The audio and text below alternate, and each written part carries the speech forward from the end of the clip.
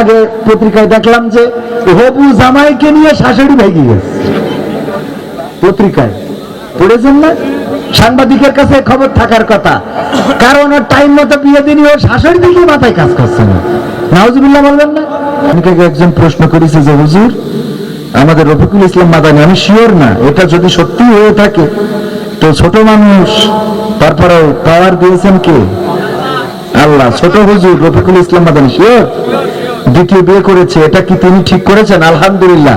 এটা শুধু ঠিক না, এটা ডবল ঠিক। মা বোনেরা বলছে এই হুজুরের জন্য আগামী বছর আর না নিয়ে আসে, ঠিক না? ঠিক। আমার মা বোনেরা, আমাদের দেশটা চলে উল্টা। কি চলে? কেমনে উল্টা? ট্রাকের পিছনে লেখা গাছ লাগান পরিবেশ বাঁচান, আর এই বাগেরহাটের যত গাছ কেটে সব ওঠে ভরিছে, ঠিক না? ঠিক। তারপরে আরো কি উল্টা করা? নামাজ কায়েম করুন, বাসের পিছনে লেখা। ড্রাইভারে বলছেন ভাই দাঁড়ান নামাজটা পড়িনি, কয় আপনি সফরে আছেন, কসর পড়িনি। তাহলে কি নামাজ কায়েম হইল? উল্টা করে না? করে না? দেখবেন যে টয়লেটের দরজায় লিখে রেখেছে পরিষ্কার পরিচ্ছন্নতা ইমানের অঙ্গ।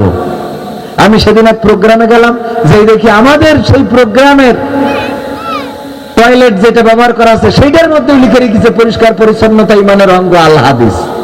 এই হাদিস কি তো টয়লেটে লেখার জন্য এসেছে? কথা কয় না। বাসের মধ্যে লিখে রেখেছে নিশ্চয় আল্লাহ ধৈর্যশীলকে পছন্দ। কত বড় কোরআন আলা, আল কোরআন। আব্বার কাছে শোনা, উনি ওই বাসে উঠে উনার আব্বার উনার স্ত্রী কোলের মধ্যে বসাই নিয়েছে, জড়াই ধরি বসে আছে। আচ্ছা কোন তো বুড়ো মানুষ যদি বোর কোলের মধ্যে নাই, বাসে ইয়াংরা রাগ করে না যে কি? তো আমার সাদ্দাম ভাই উনি আসতে করি যাই বলছে যে, সাদ্দাম ভাই ফেরদৌস ভাই এদের মতো লোক যাই বলছে যে বাবা একটু সাইডে বসায় রাখা যাচ্ছে না? তো বলছে তোমরা মনে আছে লেখাপড়াটা করো নাই।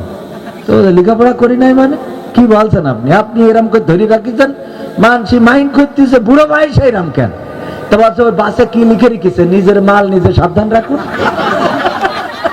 পিরোজপুরে দেখলাম সাহসী কন্যা পদক পেয়েছে, কারণ তার বিয়ে হচ্ছিল, সেই বিয়ে সে ঠেকাই দিয়েছে, নিজে সংগ্রাম করি বিয়ে ঠেকাইতেছে। ও বিয়ে ঠেকাইছে কি ওর বয়সের জন্য? ও দেখ আর এক জায়গায় লাইন রয়েছে, কথা কয় না? আর এক জায়গায় লাইন মারিয়েছে, তাই ওর হচ্ছিল দাড়িওয়ালার সাথে বিয়ে, ওইটা ঠেকাইছে। ঠেকাইতে এখন সাহসী কন্যা পরকিয়া করে, পরকিয়া করি যদি মানে বিয়ে করে নিয়ে আসে, ওই বউ কান দেয় আর কি বলে জানেন?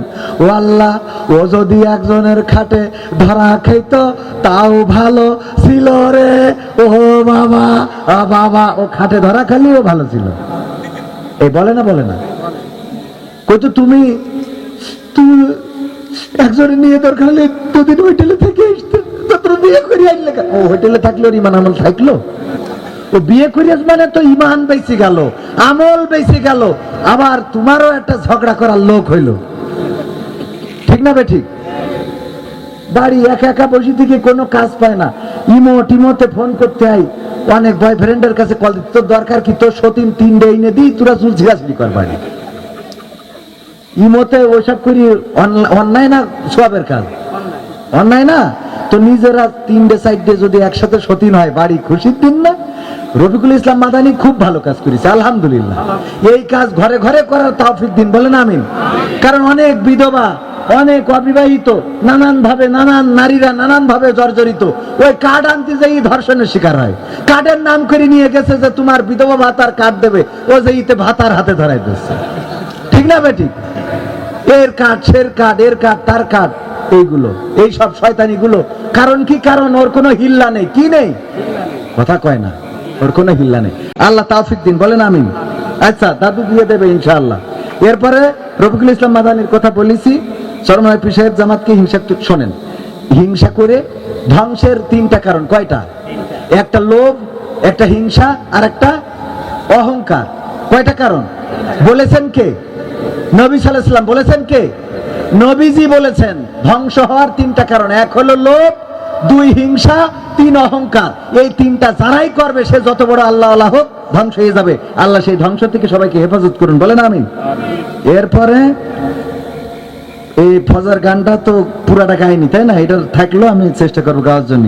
জামাতে ইসলামকে সংসদে রাজাকার বলেছে, এ ব্যাপারে বলেছি ওই রাজাকার 71 এইগুলো বাদ দিয়ে দেশ কি করলে আগাবে, কি করলে বিদ্যুৎ থাকবে, কি করলে রাস্তা হবে, জনগণের কার্ড দেবেন ঠিক আছে, কিন্তু গ্যাসের দাম কি করলে কমবে, সিলিন্ডারের দাম কি করলে কমবে, এগুলোর দরকার আছে না নাই?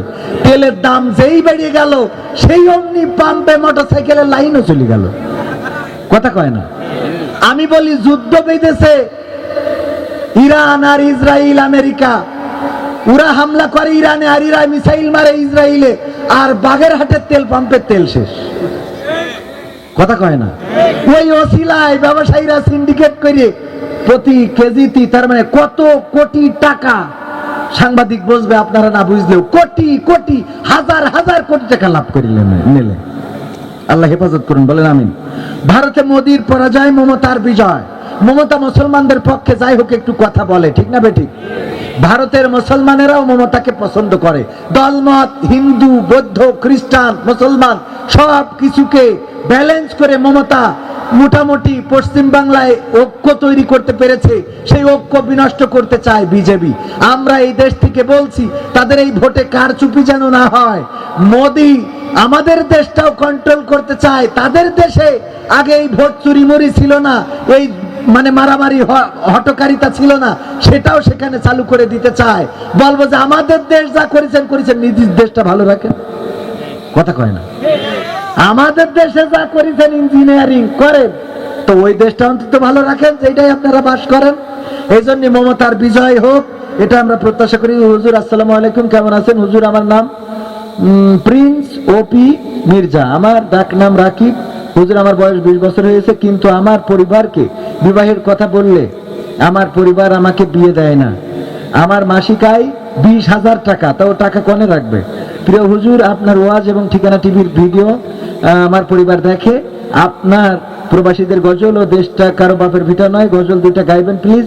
হুজুর, আমাদের এলাকায় অনেক মা বোনেরা পর্দা যে বেপর্দা হয়ে চলে, তাদের নিয়ে কিছু বলবেন, ধন্যবাদ। যাক, মেলা কথা একসাথে মেরিতেছে। 1 নম্বর হলো তার বয়স 20 বছর, 2 নম্বর হলো ইনকাম হলো 20,000 টাকা, কিন্তু পরিবার বিয়ে দিচ্ছে না। তাহলে এই টাকা নিয়ে ও যে রূপসা সেতুতি বাদাম কিনে খাবে না? এই জন্যে পরিবারকে বলবো, যেহেতু নাম ঠিকানা দিয়ে দিয়েছে, নাম হলো প্রিন্স ওপি মির্জা, নাকি প্রিন্স ওপি মির্জা, ডাক নাম রাকিব। তো যে এই পরিবারের ভিডিও আমার ভিডিও যদি পৌঁছায়, দয়া করে বিয়েতে আমার দাওয়াত দেন আর না দেন, ওর অন্তত বিয়ে দেন। আল্লাহ কবুল করুন, বলেন আমিন। এই জাতীয় যুবকদেরকে বিয়ে না দেওয়ার কারণেই তো অপরাধ বাড়ছে। বাচ্চাদেরকে, শিশুদেরকে ধর্ষণ, গণধর্ষণ কারা করতেছে? প্রবাসীদের বউ নিয়ে চলে যাচ্ছে, কারা যাচ্ছে? এই কিছুদিন আগে পত্রিকায় দেখলাম যে হবু জামাইকে নিয়ে শাশুড়ি ভেগে গেছে, পত্রিকায় পড়েছেন না? সাংবাদিকের কাছে খবর থাকার কথা, কারণ ওর টাইম মতো বিয়ে দিনই ওর শাশুড়ি দেখি মাথায় কাজ করছে না। নাউজুবিল্লাহ বলবেন না? ও যদি টাইম মতো বিয়ে দিত, ওর শাশুড়ি কেন, বউ দেখি ওর অসুবিধা ছিল না, কথা কয় না? এই জন্য টাইম মতো বিয়ে দিতে হবে, আল্লাহ কবুল করুন। 2 নম্বর হলো তার 20,000 টাকা ইনকাম, যদি বিয়ে না দেন ওর টাকা পয়সা তো নষ্ট করবে, মদ খাবে, বাদকের সাথে, গাঞ্জার সাথে সম্পৃক্ত হয়ে পড়বে। এই জন্য অতি দ্রুত বিয়ে দেওয়া দরকার। আর যে গান শুনতে চেয়েছেন, ইনশাআল্লাহ শুকরান, আল্লাহ কবুল করুন, বলেন আমিন। সব প্রশ্নের উত্তর দিয়েছি। এখন এই আমার সংসার